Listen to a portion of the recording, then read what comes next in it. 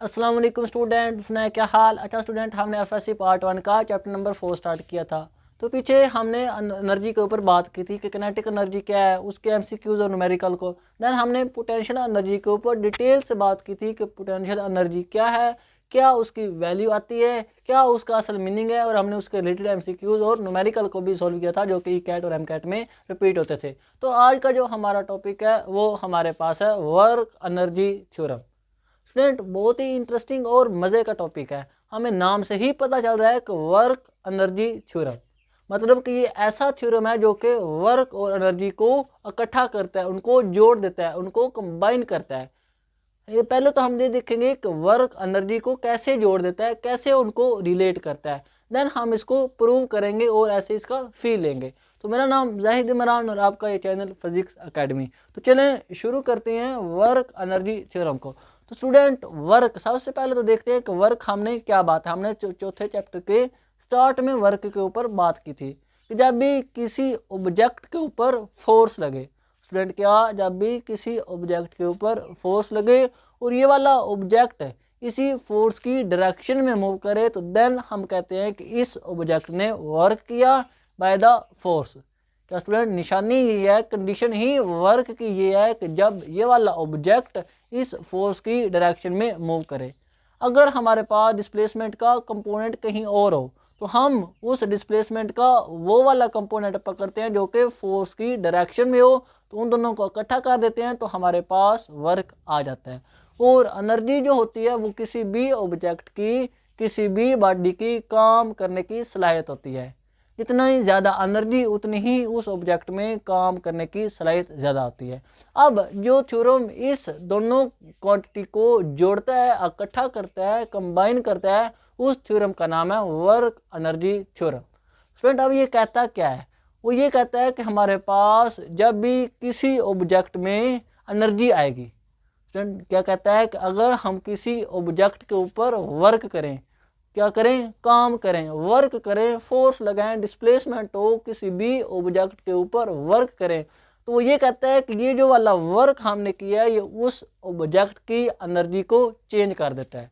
क्या स्टूडेंट, यही इसकी बात है, यही इसकी जो हमारे पास स्टेटमेंट है कि जब हम किसी ऑब्जेक्ट के ऊपर वर्क करें, काम करें, फोर्स लगाएं, डिस्प्लेसमेंट कवर हो, तो क्या होता है, ये वाला ऑब्जेक्ट इसकी जो काइनेटिक एनर्जी है या पोटेंशियल एनर्जी है, इसकी एनर्जी में चेंज आ जाता है।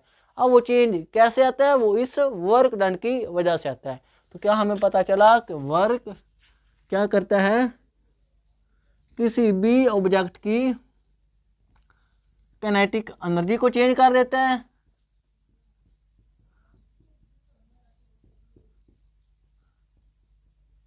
या हमारे पास जब वर्क लगेगा किसी भी ऑब्जेक्ट के ऊपर तो वो इस ऑब्जेक्ट की पोटेंशियल एनर्जी को भी चेंज कर देगा, तो वो इस ऑब्जेक्ट की पोटेंशियल एनर्जी को भी चेंज कर देगा।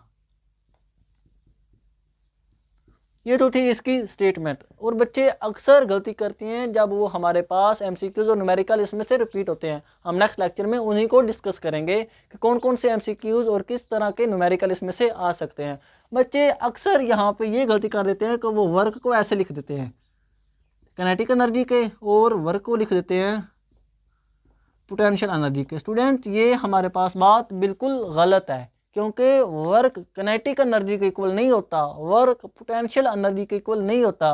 वर्क होता है चेंज इन काइनेटिक एनर्जी और चेंज इन पोटेंशियल एनर्जी के। जितना उस ऑब्जेक्ट की एनर्जी में चेंज आए वही चेंज वर्क के इक्वल होता है। कितना उस ऑब्जेक्ट की पोटेंशियल एनर्जी में चेंज है वो वाला चेंज होता है, वो वर्क के इक्वल होता है। ये तो थी इसकी स्टेटमेंट। अब अगला काम क्या है, हम इसको प्रूव करते हैं। हमने ऐसे ही नहीं कह दिया, अब हम इसको प्रूव करते हैं कि किस तरह वर्क काइनेटिक एनर्जी के चेंज के बराबर है और किस तरह वर्क पोटेंशियल एनर्जी के चेंज के बराबर है। तो स्टूडेंट, हम सपोज करते हैं कि ये हमारे पास एक ऑब्जेक्ट है, ये वाला हमारे पास छोटू सा ऑब्जेक्ट है। हमने इसके ऊपर लगाई फोर्स।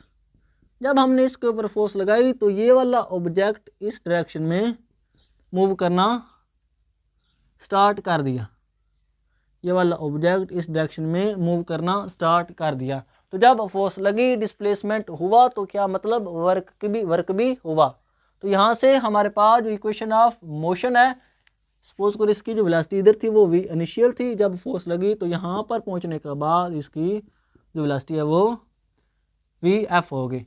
तो इक्वेशन ऑफ मोशन, जो थर्ड इक्वेशन ऑफ मोशन है, वो ये कहती है कि अगर 2 को हम एक्सेलरेशन और डिस्प्लेसमेंट के साथ मल्टीपल कर दें तो वो वेलोसिटी के चेंज के स्केयर के बराबर होता है, ये वाला। ये हमारे पास इक्वेशन ऑफ मोशन की थर्ड हमारे पास इक्वेशन बनती है। अब हम इसको इसी में से हम इस लॉ को प्रूव करेंगे और देन समझेंगे कि कैसे वर्क काइनेटिक एनर्जी को चेंज करता है। हम ये भी देखेंगे, हमने कह तो दिया, हमने बात कह तो दी, कर तो दी कि वर्क अप्लाई होने से क्या होता है, एनर्जी में चेंज आता है। कैसे चेंज आता है हम इसको प्रूव करने के बाद उसके ऊपर भी बात करेंगे। तो स्टूडेंट हमारे पास इधर से क्या आ जाएगा, जब फोर्स लगी डिस्प्लेसमेंट हुआ वेलोसिटी चेंज आई, तो देन हमारे पास यहाँ से जो डिस्प्लेसमेंट की वैल्यू है वो क्या आएगी, वो हमारे पास आ जाएगी 1/2a vf का स्क्वायर माइनस vi का स्क्वायर और 1/2a। और हमें पता है कि हमारे पास वर्क किसके इक्वल होता है, फोर्स और डिस्प्लेसमेंट के। और हमें ये भी पता है कि फोर्स किसके इक्वल होती है, ma के। स्टूडेंट उन्होंने क्या किया, बुक वालों ने, उन्होंने हमारे पास फोर्स और डिस्प्लेसमेंट ये लिखा F = ma, और हमारे पास उन्होंने ये क्या कि इधर डी मल्टीपल कर दिया तो ये वर्क बन गया। जब इधर भी डी मल्टीपल हुआ तो हमारे पास क्या बनेगा, dma ये बनेगा। और इधर भी हमारे पास जब हम वर्क की वैल्यू पुट करते हैं F की तो क्या बनेगा, mad, ये हमारे पास सेम बार है। अब हम आगे डी डिस्प्लेसमेंट की वैल्यू को पुट कर देते हैं इस इक्वेशन में, तो वर्क हमारे पास आ जाएगा ma और डिस्प्लेसमेंट की क्या वैल्यू है 1/2a vf का स्क्वायर माइनस vi का स्क्वायर, और ये ब्रैकेट होगी बंद। अब हमारे पास ये एक्सेलरेशन से गया तो क्या आ जाएगा 1/2 m, हमारे पास जब इसके साथ मल्टीपल होगा तो ये ऐसे बन जाएगा 1/2 m vi का स्केयर। और हमें पता है कि मास और वेलोसिटी का स्केयर जब 2 के साथ डिवाइड हो तो वो किसके इक्वल होता है, काइनेटिक एनर्जी के। ये फाइनल काइनेटिक एनर्जी पार्टिकल की और ये इनिशियल काइनेटिक एनर्जी पार्टिकल की। तो क्या हुआ, ये पोटेंशियल काइनेटिक एनर्जी में चेंज आ गया, जो चेंज किसके इक्वल है, वर्क के इक्वल। तो हमारे पास यहाँ से क्या प्रूव हो गया कि जो वर्क है वो बराबर है चेंज इन काइनेटिक एनर्जी का। स्टूडेंट ये याद रखना, चेंज इन काइनेटिक एनर्जी, कभी भी काइनेटिक एनर्जी के इक्वल इसको ना रखना। अब अगली बात ये आती है कि प्रूफ तो हो गया कि वर्क बराबर है चेंज इन काइनेटिक एनर्जी के। अब अगली बात यह है कि कैसे हमने वर्क किया तो उस ऑब्जेक्ट की काइनेटिक एनर्जी में चेंज आ गया।